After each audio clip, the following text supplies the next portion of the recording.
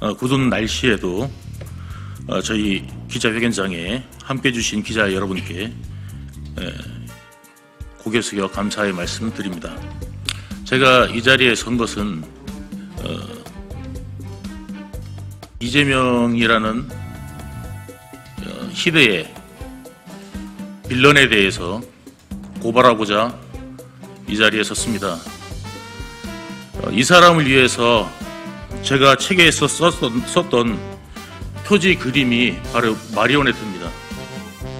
수많은 마리오네트가 이재명을 위해서 존재했었고, 이 마리오네트 중에서도 몇 분들은 스스로 목숨을 끊는 사태까지 벌어지기에 이르렀습니다. 지금도 많은 마리오네트가 만들어지고 있습니다. 더 이상의 마리오네트, 이재명을 위한 마리오네트가 생산돼서는 안 됩니다. 그래서 제가 이 자리에 섰습니다. 저는 이재명과 같은 죄를 지었습니다. 그 죄를 고백한다는 것은 사실 쉬운 일이 아닙니다. 그렇지만 제가 죄를 고백해야지만 더 이상의 마리오네트가 생산되는 것을 막을 수 있다고 생각했기 때문에 용기를 내서 이 자리에 서게 된 것입니다.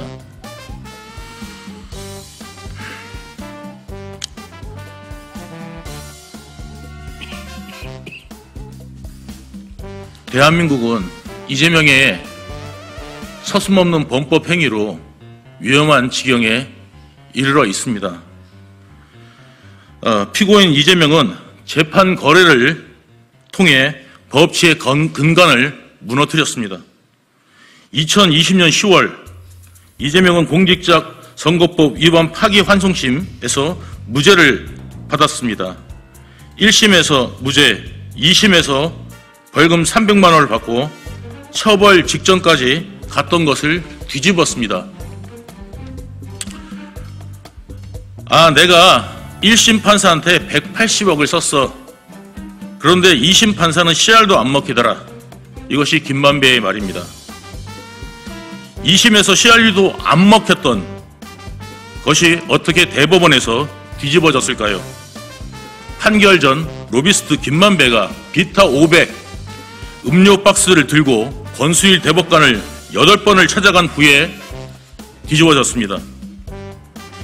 이후 대법관을 그만둔 권순일은 김만배의 회사인 화천대유에서 매월 1,500만 원, 연간 2억 원의 상당의 고문료와 별도의 급여까지 지급받았습니다.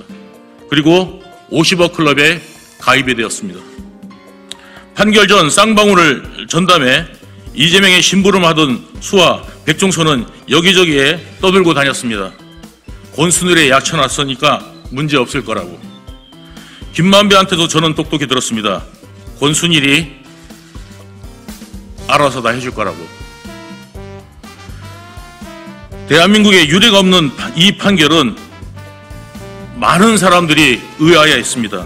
이 사건은 단순히 사례 거래만의 문제가 아니라 쌍방울 변호사비 대납 사건, 그리고 대북 송금과도 밀접한 관계가 있습니다. 그 심부름을 했던 사람이 바로 백종선입니다. 대장동 사건에 대해서 간략히 말씀을 드리겠습니다. 이 사건은 복잡해 보이지만 매우 심플합니다. 족보도 없는, 정치에 족보도 없던 이재명이 온갖 편법을 동원해 성남시장이 된 후 자신의 이름을 알리기 위해서 일공당 공헌화 작업을 하다가 만난 로비스트 김만배와 서로를 비호해가며 만들어낸 사건입니다. 통진당 사건, 그 다음에 상대 후보 비방 사건, 상대 후보 매수 사건 등 이재명의 여러 가지 법적 리스크를 해결해준 사법 리스크 해결사가 바로 김만배입니다.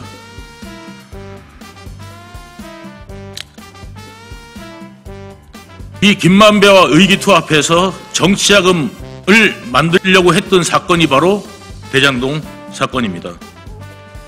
그 전에 사업자였던 남욱이 잘리고 김만배가 이 사업권의 주도권을 쥔 이유가 바로 그 이유입니다. 이재명의 비호 없이는 결코 불가능한 일입니다. 이 책에 제가 자세히 써놓았습니다. 그리고 이재명은 주장합니다.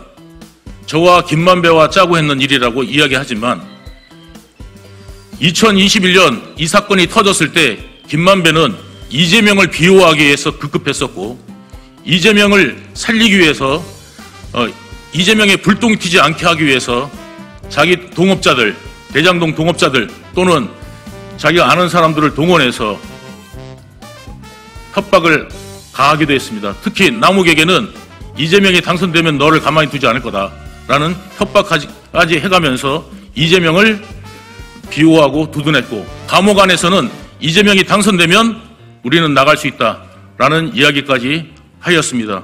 그러면 과연 이 사람이 김만배의 동업자는 누구이겠습니까? 김만배는 저를 보호하려고 하지 않았습니다. 유동규로 오히려 몰고 가자고 했습니다.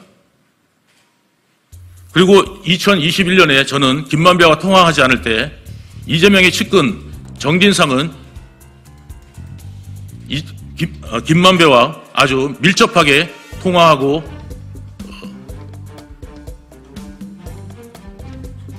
관계를 맺어왔습니다. 백현동 사건에 대해서 말씀드리겠습니다. 이재명은 평소에 늘 말했던 게 뭐냐면 부동산 투기업자하고 싸웠다고 그랬습니다. 이 백현동의 정바울 씨야말로 부동산 투기업자입니다. 그리고 이 사업은 애초에 도시공사가 참여하게 되어 있던 사업이었습니다. 공익을 위해서. 그런데 이것을 빼버린 것이 누구냐면 바로 이재명입니다. 그리고 정진상입니다. 공무원들도 이것을 법정에서 증언하고 있습니다. 그리고 이 정바울이라는 사업자가 수천억의 이득을 취할 수 있었던 이유도 이재명의 권한인 용도병동의 권한을 가지고 비호 아래 일어날 수 있었던 사건입니다. 여기에 핵심 관계자는 바로 이재명의 측근인 김인섭입니다. 여기에 또 한 김인섭이라는 마리오네트가 등장하게 되는 것입니다. 이것을 저는 이재명한테 들었습니다. 우리 공사가 저도 모르는 사이에 빠져있는 상태를 확인하려고 이재명한테 물어봤습니다. 저희 공사 빠진 거 아시냐고 물었더니 이재명은 저한테 이렇게 대답했습니다. 너희 빠진 지가 언젠데 그거 아직도 몰랐냐고. 인섭 형님하고 진상이하고 이야기돼가지고 그렇게 된 걸로 알고 있는데 하면서 좀 당황해 했습니다. 제가 나와가지고 정진상한테 이재명한테 이야기했던 내용들을 이야기를 하니까 정진상은 저한테 크게 대노하면서 그거를 왜 시장한테 물어봤느냐고, 아직까지도 그것도 몰랐냐고 하면서 오히려 되레 저에게 화를 낸 적이 있었습니다. 이랬는데도 불구하고 이재명은 몰랐다고 주장을 하고 있는 지금 상황입니다. 이재명은 애초에 이 사업이 시작할 때도 인섭형 하는 거니까 신경 써주라는 이야기까지 했었습니다. 그런데 저희도 모르는 사이에 김인섭이 정바울의 요구에 의해서 저희 도시공사가 빠지게 된 것이었던 것입니다. 이렇게 부동산 투기업자의 청탁에 다 들어주면서 불구하고 지금까지도 아직도 부동산 투기업자하고 자기는 평생 싸웠다고 뻔뻔하게 이야기하는 것이 바로 이재명의 지금 현재의 얼굴입니다. 지금까지 제가 말씀드린 이 세 가지 사건의 내용은 복잡하지 않지만 내용을 들여다보면 대한민국의 시스템을 붕괴할 수 있는 온갖 수법들이 동원되어 있습니다. 이런 수법들을 덮기 위해 저들이 자행한 불법과 전염성 강한 거짓말들이 대한민국을 뒤덮어 마침내 오늘에 이르렀습니다. 이재명의 죄를 감추기 위해 또 다른 거짓말이 등장하고 또 다른 거짓말이 등장하는 과정에서 만들어낸 허구의 말이 바로 헛것입니다. 색즉시공, 즉 형태가 있는 곳이 곧 헛것이죠. 이재명은 자신의 범죄를 덮기 위해 날마다 새로운 것을 만들어내는 거짓들, 헛것입니다. 거짓말하고 협박하고 놀리고 비방하고 덮어씌우고 공작하고 더는 놀랍지도 않은 이재명의 범죄 혐의들 우리가 지쳐서 체념한다면 이 나라 대한민국이 무너집니다. 체념은 나쁜 행동을 동조하는 것과 다르지 않습니다. 정신 바짝 차리고 어떻게 해야 할지 생각해 주십시오.